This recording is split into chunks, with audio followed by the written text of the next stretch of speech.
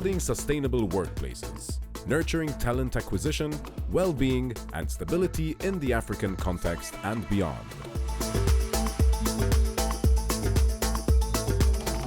Welcome to stage Lois Bright after a very successful Women in Gaming event last night. It was amazing. So she is our moderator and the director of Africa and Middle East for the Conexus Group. And a big thank you to Conexus last night for the amazing event.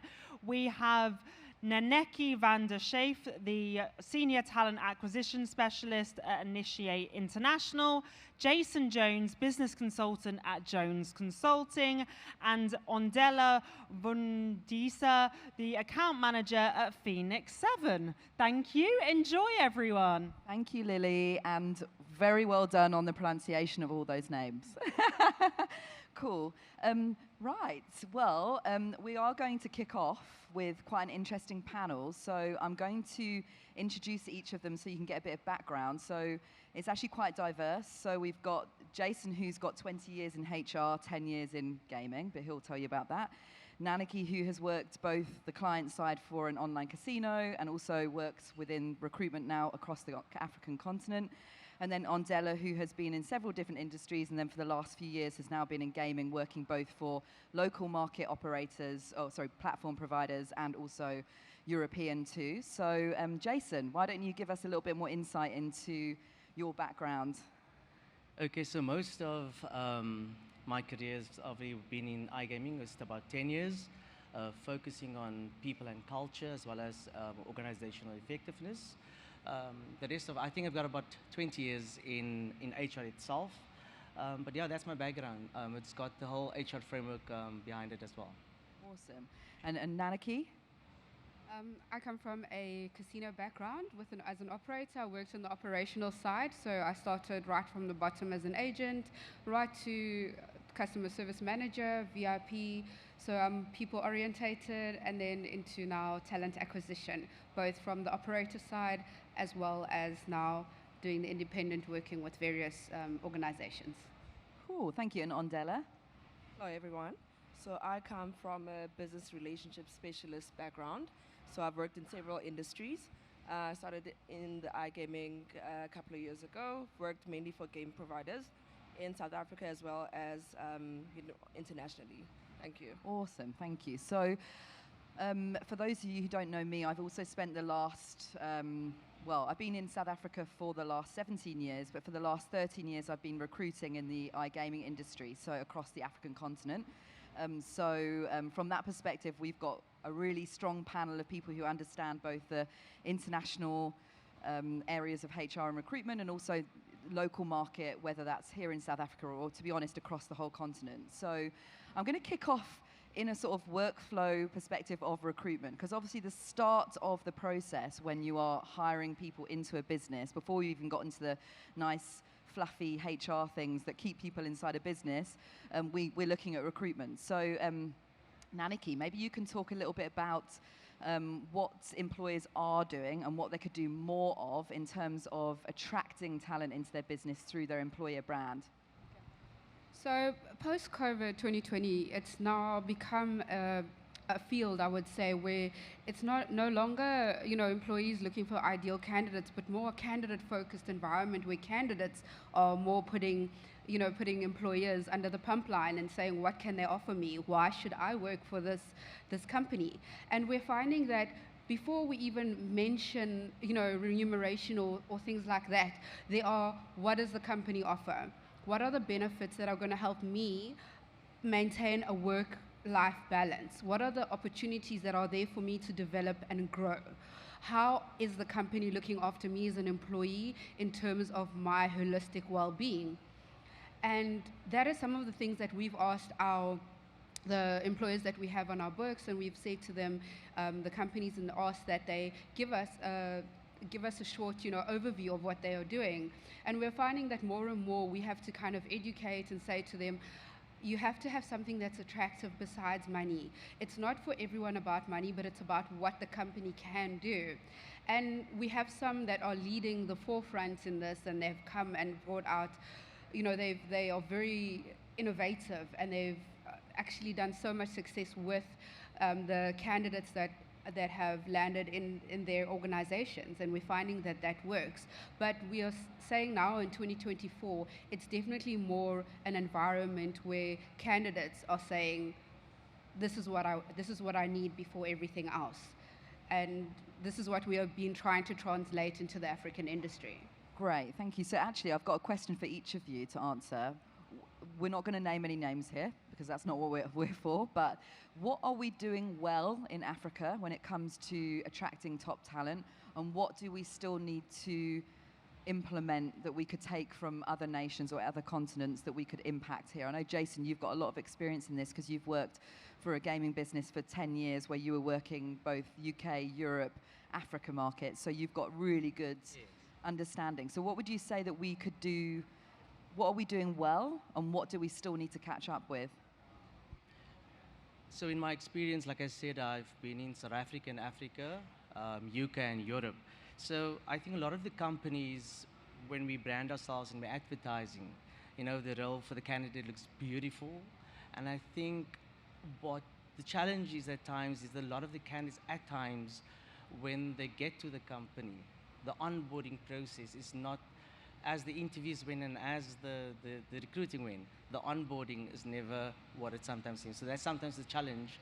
And I think as a business and as leaders that we need to focus on that sees through throughout. But then you can obviously get the companies as well that definitely, when they sell it, they also provide it. Yeah, I think that's key, isn't it? It's like you can sell the dream, but you've got to follow through with the dream, and it doesn't always happen. So, and obviously we've got hundreds of potential employers or potential people who are already employing people in this great continent of ours. And I think that's why it's important to have people like you up on stage to be able to say, this is what we're doing well, and this is where we need to bring people up to speed. So, Nannekie, what do you think from a recruitment perspective? Obviously you're working with multiple different clients across the board in Africa. Are you seeing a shift in terms of, attracting top talent? Are you seeing a shift in terms of what the benefits package and things that are being brought to the table to then get those candidates over the line into businesses? They're also using a hybrid work model, which is lending and becoming quite a big attractor to people who, in Africa, as you know, most of the time, the European companies that do come in, or companies that are going, it's very remote, which is also a feature that's attracting candidates.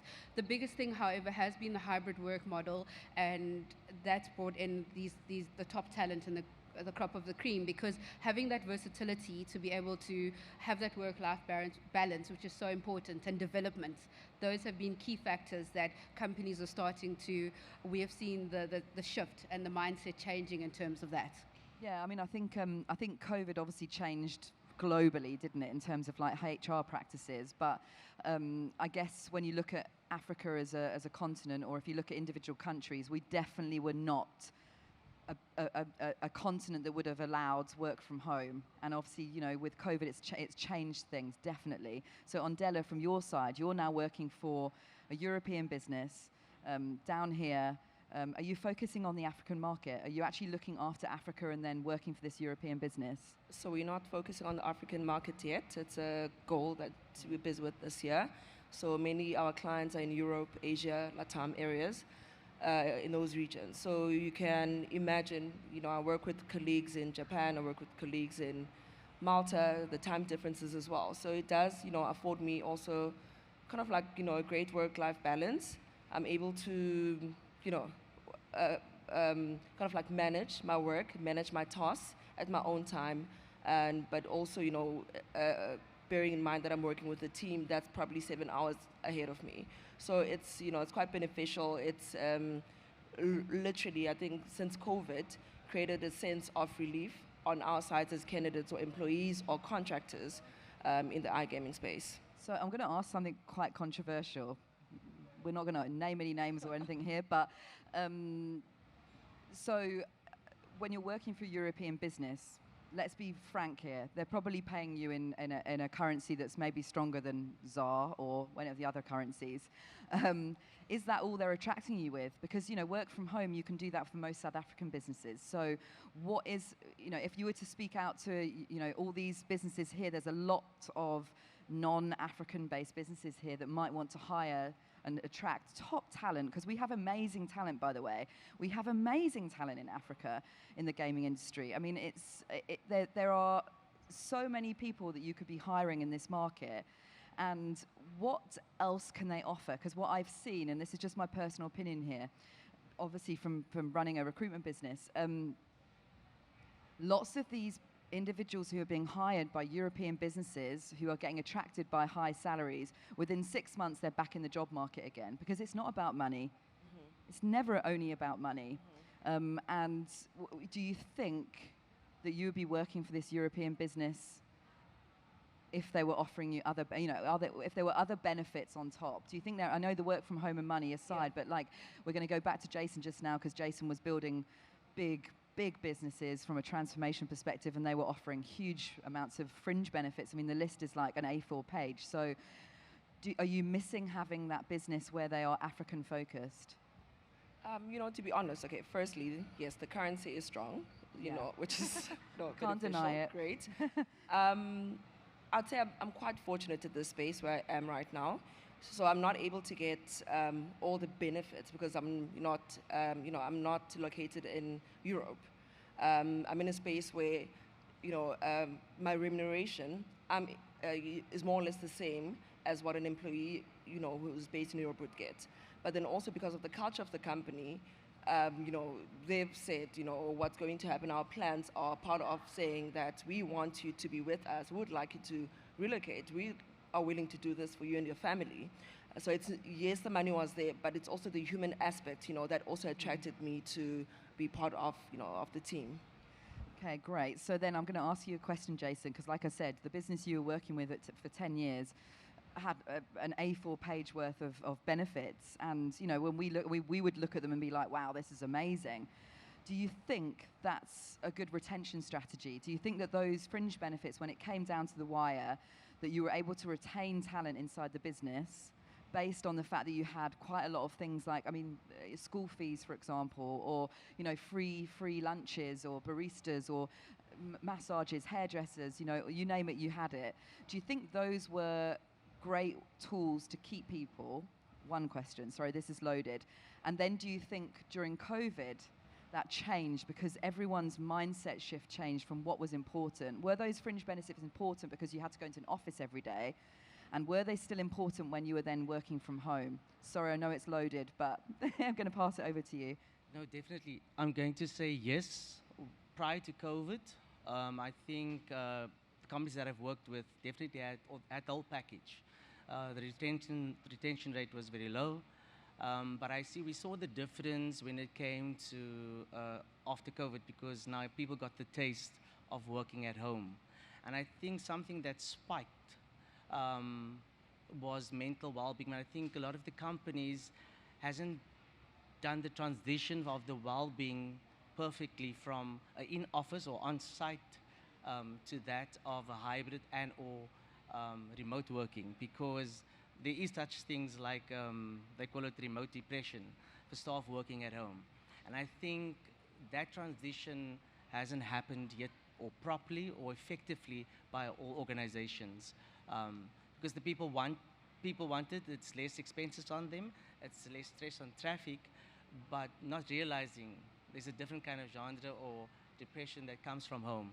And our companies, when it comes to remote management, and even that, and I've saw it across South Africa, Europe, and in the UK, I think just the development or the transition from that was also not perfectly done. So, I'm going to ask you all the same question, I think. What do we think is the solution for the future?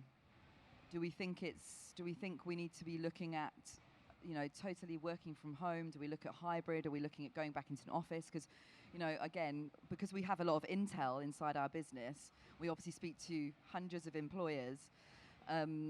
We are seeing a huge trend. I don't even want to call it an upturn, but we're seeing a huge trend of businesses wanting to go back into an office full time. And some employers are telling us it's non-negotiable, back in the office. And I'm sure some of the audience out here have had the same thing. Do we think that it's sustainable to have complete work from home, complete remote? Do we think that hybrid is the best model? What do we think? So, Nannekie, how are you seeing the market when you're speaking to candidates? And are there candidates that will say, an absolute hard stop no to jobs, even when they are dream jobs and they have been waiting for that to come along, but they're saying no because it's going back into an office or there's no flexibility? I think to answer that question, it depends on which sector in the industry they're in. Where it comes to your technology sector, they are very remote. They want to be remote. That's it. For them, it's a deal breaker. And they have that benefit because they are sports for choice, because they know that they are sought after. So they kind of have that as something they can kind of hang over companies to say, we want only remote. Whereas your marketers or your contact and operations, the hybrid work model is a much preferred, both from the candidate and from the company perspective, because we need to have that social interaction. There needs to be that meshing of ideas, bouncing off each other, social interaction, talking to one another, and being able to resolve issues right then and there. So completely remote and away, yes, we've got Teams and Zoom and that, but it's sometimes not as effective as nudging somebody next to you and having a strat session where everyone is present and ideas and campaigns can be hammered out right then and there, and it can be, it can flow. So a lot of both candidates and organizations are very much on the hybrid work model, because they're finding that it's beneficial for both, and that little bit of flexibility gives the employee just that satisfaction of being able to still take care of other kind of work around, and take care of family. So Jayson, I would love to hear, because obviously you were working at a very large business. I think you were looking after close to 2,000 people across the world, basically. How did you find bringing people back into an office after COVID had kind of died down, and you've got people that have been working entirely remotely and probably been pretty productive? Let's not beat around the bush here. I think that everyone who works or has worked remotely has realized that actually you can manage teams effectively. You can have people based outside the office. Of course, there's this social element, there's this connection, there's this authenticity that comes from being face to face. But how did you find bringing that amount of people back into an office? Look, for me, it is all of the above that we're chatting about. The DNA, like you said, it's about authenticity, it's about the transparency and the commitment and trust. So it's not about what we say as an organization. It's not what is written on the statements. It's about what we do and how we do it. And we found out it's the engagement with employees, and that's why I wanted to mention in terms of people's strategy, that the engagement with the employee. And I think that's what employees want to. They want you to care for their mental well-being, and they want you to care for their professional well-being. And I think it's just about being heard, having a conversation, and how we get that out into, whether it's a town hall, whether it's one-on-one discussions. That's the employee they want to be heard, because at the end of the day, the employee is the superpower of an organization. Definitely. So we've got a couple of minutes left. So what I would like to do is I'm going to, because all three of you represent different elements of the sort of, from a HR and recruitment and candidate pipeline. So Jayson, if you were talking to a new brand right now and you were saying, okay, to attract and retain the best possible talent in Africa, what would you do? What would be your HR strategy and policy and transformation perspective? What would you do if you were now going into a new business and you were saying, this is how we're going to get the best people on board and this is how we're going to keep them? What would it be? For me, it will be, that's where the people and HR strategy align to that of the business goals. So a well-established business would have a different business goals and a different strategy, and a startup would have a different one. So I would say, depending how we align the people to that of the business goals will make the difference for each company. It's not a one size fits all, So, yeah. Cool. And then, Nannekie, from a recruitment perspective, what would you say businesses need to do more of? Like, what would you say that to attract, going forward, if we're looking into the future here, and again, we have to just address this. This is the first time this conference has been down in Cape Town, and I think we can all agree it's been a huge success. So there's definite needs for higher recruitment drives in Africa, across the continent. What can we do? How can we, there's a supply and demand situation, isn't there? We know this. There's a huge demand and there isn't necessarily a supply. So what would you say employers need to do to maybe train, attract and retain top talent? Yeah, I'd say in this industry, one thing I was saying earlier on to somebody in a conversation was, this industry is ageless. Let's take the people that have been in the industry for the 15, 20, 25, bring them in and mix them with those guys that have no experience, are hungry and have the passion, love everything about the industry and really want to break through. By mixing that kind of talent and having people, they don't necessarily have to have the skills, because you can equip, you can grow, a skill can be taught, but having the tenacity, the drive, the personality that will make them a firecracker in any industry, those are the people that we need to bring in and upskill and teach them and mentor, give them mentors in the industry, and they will take it further. Awesome. And then Ondela, we're going to ask you a controversial question. I feel like I'm just directing all the controversial ones through you, but well, what would attract you to come and work back at an African business? Because at the moment you're working for a European business. We're seeing a huge upturn in, especially since COVID with the work from home, we're seeing so many talented African people being poached, it's the best way to describe it, poached by European businesses, but you're working down here. And I mean, again, I'm going to say something controversial. That's not then impacting the development of Africa, because the money is going out of the country and we're not, or out of the continent, and we're not seeing it going back into the continent.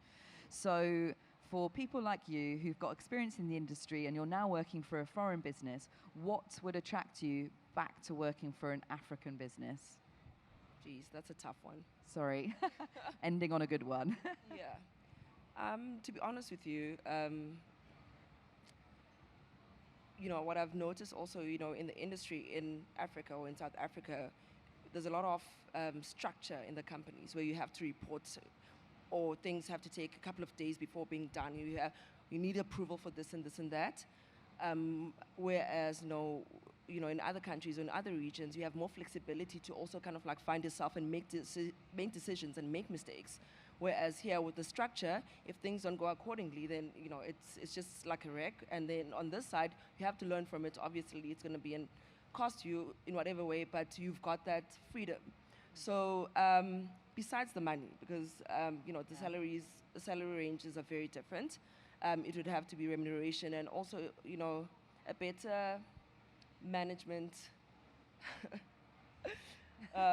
Sorry, I put you in a tough spot here, but yeah. Better management, I would guess, styles, from employers. Right, thank you. So I think what we can learn from this is that, obviously with the three of you representing different elements to the market, is that we just need to get the process more streamlined. I think what I'm hearing from this is that there's huge amounts of opportunity. We need to get more people into the market, more people at the grassroots, and we need to promote more people inside the African organizations. I think the only thing we haven't touched upon here, which is a pity because we have literally run out of time, so this is the last thing, is we haven't talked about diversity and inclusivity. And of course, we cannot avoid the big elephant in the room, because as a continent, we are extremely diverse. I mean, I was just on a panel last week where we were talking about how many languages are actually spoken in Africa. Yeah. And I mean, I think I don't know, I'm not going to even thumbsuck the amount, but it might be hundreds. So probably definitely might even be thousands. So we're going into a continent that is so diverse and so unique. And you cannot use a cookie cutter approach for Africa, because there's 54 countries and every single country has very strong cultural nuances.